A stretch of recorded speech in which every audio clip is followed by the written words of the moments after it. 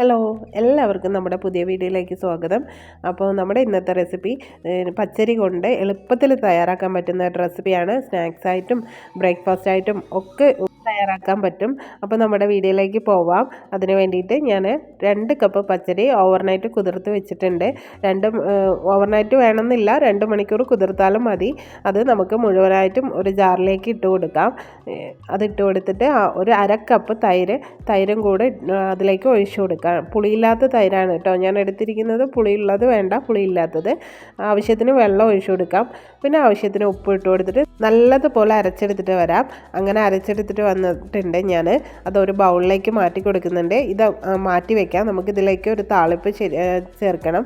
അതിന് വേണ്ടിയിട്ട് ഒരു പാൻ അടുപ്പത്ത് വെച്ച് 2 ടേബിൾ സ്പൂൺ ഓയിൽ ഒഴിച്ചിട്ട് പിന്നെ കടുക് ഇട്ട് കൊടുത്തിട്ടുണ്ട്. 1/2 ടീസ്പൂൺ ഉഴുന്ന് പരിപ്പ് ഇട്ട് കൊടുത്തിട്ടുണ്ട്. അതും കൂടെ നല്ലോണം മൂപ്പിക്കുക. മല്ലിയിലയും കറിവേപ്പിലയും ഇടുക. എന്നിട്ട് അത് ഒന്ന് നല്ലോണം മൂപ്പിച്ചിട്ട് നമ്മൾ ഈ തളിപ്പ് നമ്മുടെ അരച്ച് വെച്ചിരിക്കുന്ന മാവിലേക്ക് ഇട്ട് കൊടുക്കാം. എന്നിട്ട് ഒന്ന് ഇളക്കി കൊടുക്കാം കേട്ടോ. ഇത് ഒരു ദോശമാവിൻ്റെയൊക്കെ പരുവത്തിലാണ് ഇരിക്കേണ്ടത്. ആ കൺസിസ്റ്റൻസിയാണ് ഇതിന് വേണ്ടത്. പിന്നെ ഇതിലേക്ക് ഒരു 1/4 ടീസ്പൂൺ നല്ല ജീരകം ചേർത്ത് കൊടുക്കാം. പിന്നെ വേണ്ടത് നമുക്ക് ഒരു 1/4 ടീസ്പൂൺ ബേക്കിംഗ് സോഡ അല്ലെങ്കിൽ ഈനോ, ഇതിലേതെങ്കിലും ഒന്ന് മതി കേട്ടോ. ഞാനിപ്പോൾ ഈനോ ആണ് ഇടുന്നത്. അതും കൂടെ ഇട്ട് കൊടുത്ത് ഒരു ടീസ്പൂൺ വെള്ളം ഒഴിച്ചു കൊടുത്തത് കൊണ്ടാണ് അങ്ങനെ പതഞ്ഞ് വരുന്നത്. ബേക്കിംഗ് സോഡ ആയിരിക്കും എല്ലാവരുടെ കയ്യിലും ഉണ്ടാവുക. അത് ചേർത്ത് കൊടുത്താലും മതി കേട്ടോ. അത് നന്നായി ഇളക്കി കൊടുക്കാം. എന്നിട്ട് ഞാൻ ഒരു മോൾഡ് എടുത്തിട്ടുണ്ട്, കേക്കിൻ്റെ മോൾഡ്. ഇതില്ലെങ്കിൽ സ്റ്റീൽ പാത്രം ആയാലും മതി. എണ്ണ തേച്ച് കൊടുത്തിട്ടുണ്ട്. അതിലേക്ക് ഇപ്പോൾ ഒരു പകുതി മാവാണ് ഞാൻ ഒഴിച്ചു കൊടുക്കുന്നത്. പകുതി രണ്ട് പ്രാവശ്യമായിട്ടാണ് ഉണ്ടാക്കുന്നത്. മുഴുവനായിട്ട് ഒഴിച്ചു കൊടുക്കാം, പക്ഷെ കട്ടി കൂടുമെന്ന് പറഞ്ഞിട്ട് പകുതി മാവാണ് ഒഴിച്ചു കൊടുക്കുന്നത്. അത് ഒഴിച്ചു കൊടുത്തിട്ട് ഞാൻ കുറച്ച് ക്യാരറ്റ് ചോപ്പ് ചെയ്തത് ഇതിലേക്ക് ഇട്ട് കൊടുക്കുന്നുണ്ട്. ഒരു ഭംഗിക്ക് വേണ്ടി മാത്രമാണ്, ഇത് ഓപ്ഷണലാണ്. അതിന് ഒരു കാണാൻ ഭംഗിക്ക് വേണ്ടി മാത്രം ഇട്ട് കൊടുത്തതാണ്. അതും കൂടെ ഇട്ട് കൊടുത്തിട്ട് നമുക്ക് ഒരു ഇഡ്ഡലി പാത്രത്തിൽ വെള്ളം വെച്ചിട്ടുണ്ട് ഞാൻ. അതിലേക്ക് ഇത് ഇറക്കി വെച്ച് കൊടുക്കാം.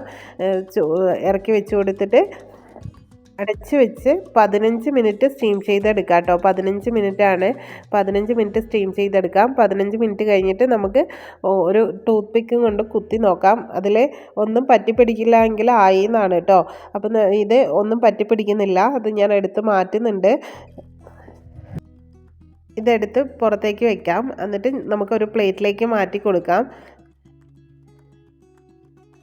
പ്ലേറ്റിലേക്ക് മാറ്റി കൊടുത്തിട്ട് നമുക്കിത് ഇഷ്ടമുള്ള ഷേപ്പിന് കട്ട് ചെയ്തിട്ട് സെർവ് ചെയ്യാം കേട്ടോ. ഞാനിപ്പോൾ ഒരു കേക്കൊക്കെ കട്ട് ചെയ്യുന്നത് പോലെ ആ ഷേപ്പിനാണ് കട്ട് ചെയ്യുന്നത്.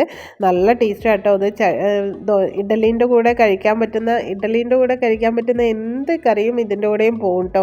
നല്ല സൂപ്പർ ടേസ്റ്റാണ്. കുട്ടീസിനൊക്കെ സ്കൂൾ വിട്ട് വരുമ്പോൾ കൊടുത്താൽ അവർ നന്നായിട്ട് കഴിക്കും. അപ്പോൾ ഇതിൻ്റെ കൂടെ ഞാൻ സെർവ് ചെയ്യുന്നത് എൻ്റെ കൂടെയൊക്കെ ഉള്ള ചട്നിയില്ലേ, വെള്ള ചട്നി, അതാണ് കേട്ടോ. പിന്നെ ബാക്കിയുള്ള മാവ് ഞാൻ ഇങ്ങനെ ഒരു മോൾഡിലേക്ക് ആക്കി സ്റ്റീം ചെയ്തെടുത്തിട്ടുണ്ട്. അപ്പോൾ ഇന്നത്തെ വീഡിയോ ഇത്രയേ ഉള്ളൂ.